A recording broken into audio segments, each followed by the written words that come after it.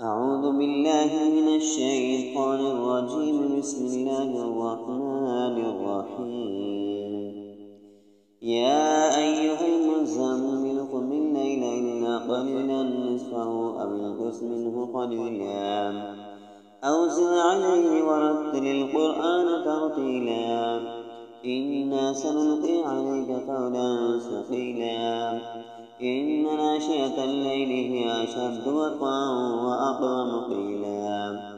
إن لك في النهار سبحا طويلا واذكر اسم ربك وتبتل إليه تبتيلا رب المشرق والمغرب لا إله إلا هو فاتخذه وكيلا واصبر على ما يقولون واهجرهم هجرا جميلا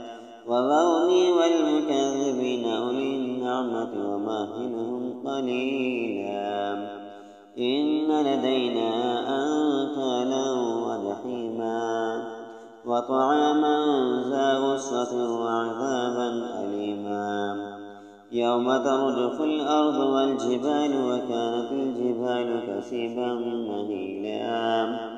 إنا أرسلنا إليكم رسولا شاهدا عليكم كما أرسلنا إلى فرعون رسولا فعصى فرعون الرسول فأخذناه أخذا وبيلا فكيف تتقون إن كفرتم يوما يجعل الولدان شيبا السماء منفطر به كان وعده مفعولا إن هذه تذكرة فمن شاء اتخذ إلى ربه سبيلا إن ربك يعلم أنك تقوم أدنى من ثلثي الليل ونصفه وثلثه وطائفة من الذين معك والله يقدر الليل والنهار علم أن لن تحصوه تاب عليكم فاقرؤوا ما تيسر من القرآن علم أن سيكون منكم مرضى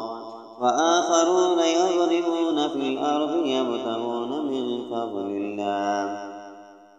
وآخرون يقاتلون في سبيل الله فاقرؤوا ما تيسر منه